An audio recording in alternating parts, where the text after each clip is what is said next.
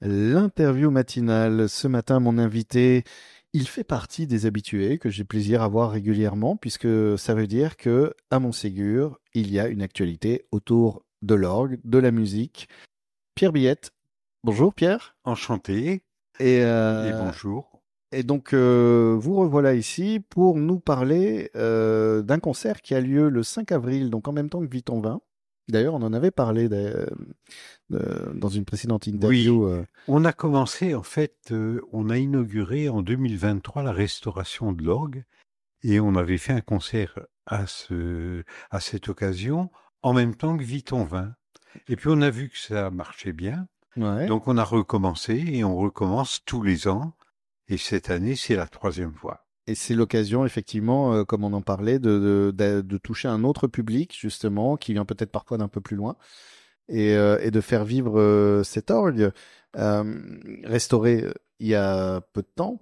Mhm. Et c'est important de faire vivre cet instrument, Ah d'autant bah que oui. c'est un instrument, entre guillemets, modeste. Oui, c'est alors l'orgue de Montségur, c'est un orgue de chœur qui avait été construit à l'origine pour Saint-Louis des Chartrons.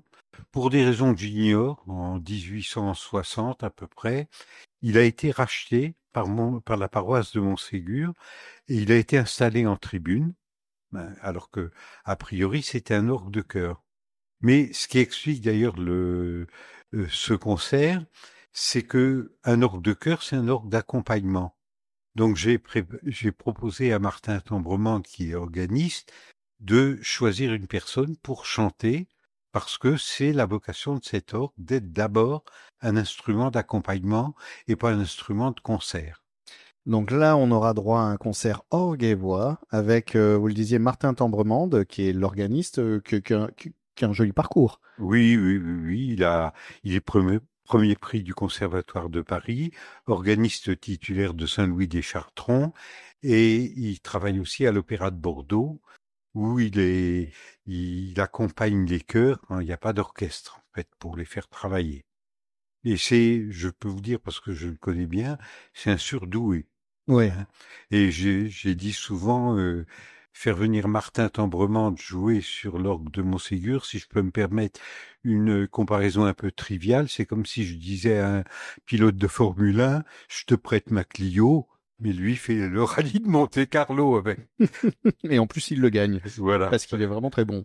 Oui, oui.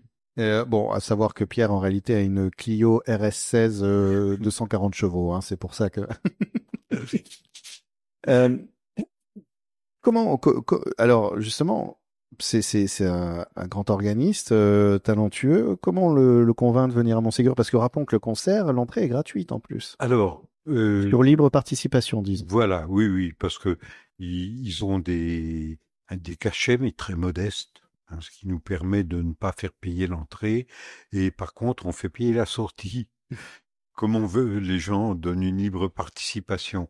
Euh, Comment le faire venir? Il se trouve que moi, je connais bien Martin pour deux raisons. D'abord, on a un passé, j'allais dire un passé commun, mais très lointain, c'est qu'il a fait ses débuts à Orléans et moi j'ai commencé à chanter et à travailler au Conservatoire d'Orléans, mais avec 40 années de différence, donc on ne s'est pas croisés.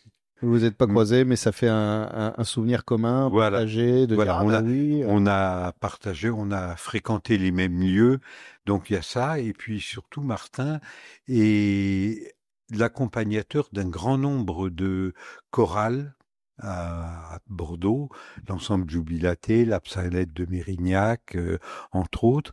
Et donc, moi, je fais partie de ces chœurs et je le rencontre à cette occasion. Donc, on se connaît bien et il a accepté très sympathiquement de venir alors qu'il pourrait dire ben, il y a mieux à faire que l'orgue de Montségur, quoi. Ouais, Hein. et donc c'est d'autant plus chouette pour les habitants d'accéder aussi à un concert avec un tel artiste et qui est accompagné par, contrairement à ce que pourrait le sous-entendre son nom, par une américaine, Rebecca Sorensen. Oui, elle vient des États-Unis, elle a fait un séjour en Allemagne. Elle vient pas exprès des États-Unis Non, là. non, non, non, non, non. Elle est originaire des États-Unis et puis elle a été après quelques années en Allemagne et maintenant elle est à l'Opéra de Bordeaux. Alors elle est choriste et soliste et elle a tenu par exemple le rôle de Violetta dans La Traviata. Enfin c'est une chanteuse de renom aussi et ça va pour Montségur, je crois qu'il n'y a jamais eu un orchestre, un concert, je veux dire, de ce niveau. Oui, c'est Oui, parce vraiment que exceptionnel. habituellement, c'est juste un concert d'orgue. C'était juste des concerts d'orgue les années précédentes. Pas toujours, il y a eu concert orgue et trompette, orgue et Oui, voilà. hautbois, voilà, il y a eu, Toujours c'était respecter des cette. instruments, mais c'était pas orgue et vocal. Alors il y aura une partie quand même, il y a orgue et voix, mais il y a des pièces qui seront jouées uniquement à l'orgue. Hein. Alors d'ailleurs, c'est quoi le programme? Vous me disiez, ça va être assez Alors, enjoué, énergique? Non, j'ai plus le mot. très festif. Festif. Festif, oui, oui. Euh, le premier morceau qui sera exécuté, qui est un morceau de Théodore Dubois. Alors, Théodore Dubois, il y a beaucoup de gens à qui ça ne dit rien.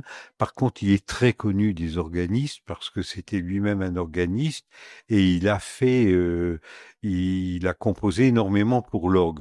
Fiat Lux, c'est le début de la Genèse, c'est que la lumière soit. Oui, Donc, c'est déjà très. très lumineux. Voilà.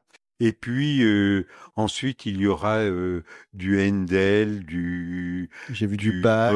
Bach, Je veux dire, Mozart, juste pour le plaisir de etc. parler allemand, Bis du bei mir. Oui, Et du Mozart, effectivement, du Bizet et d'autres œuvres tout au long voilà. de ce concert. Bizet et Rossini, c'est, j'allais dire, la partie profane du concert, mais c'est pour permettre surtout à Rebecca Sorensen de montrer ses talents lyriques.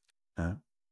En parlant de montrer, d'ailleurs, j'ai vu qu'il y avait marqué l'association Orgue et Culture remercie Groseille Productions Oui, alors parce Groseille que Productions fait de la vidéo, des prises de vue, et l'inconvénient des concerts d'orgue, c'est que souvent on voit pas le musicien.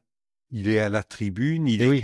il est caché, et donc pour rendre ce concert plus attrayant, et en plus c'est relativement rare, on projette sur grand écran l'image des musiciens qui sont en tribune. Donc on pourra profiter On- à la fois de la musique, du jeu du musicien, du chant de la soprano, mais en plus on pourra voir justement les voir. Voilà. Voilà, c'est vrai qu'habituellement l'organiste est caché. Et oui, oui, oui, il est caché surtout sur les grandes orgues où il y a un positif qui cache le clavier. Donc là, on verra l'organiste, on le verra lorsqu'il joue avec le pédalier, etc. Voilà. On peut apprécier la virtuosité parce que dans le programme, il y a des pièces de très haute virtuosité. Le plaisir d'amener un artiste justement talentueux, un musicien talentueux, c'est aussi de jouer avec des œuvres qui vont nous transporter, Voilà. y compris avec leur virtuosité. Pour ce spectacle, j'ai envie de dire total, Mm. dans un lieu très chouette. Donc c'est à l'église Notre-Dame de Montségur. Merci beaucoup, Pierre. Je rappelle que le concert d'orgue et voix avec Rebecca Sorensen et Martin Tambremande, c'est le samedi 5 avril à 16 heures. Pendant le salon Vuitton 20, c'est l'occasion de justement de prendre du temps, de découvrir à la fois le salon, la Bastide et donc l'église avec son orgue. Et le concert, l'entrée est gratuite et sur libre participation.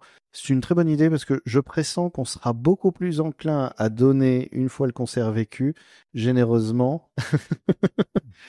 En général, le public est généreux. Mais parce que peut-être que le concert l'est. Voilà. Merci. Merci beaucoup.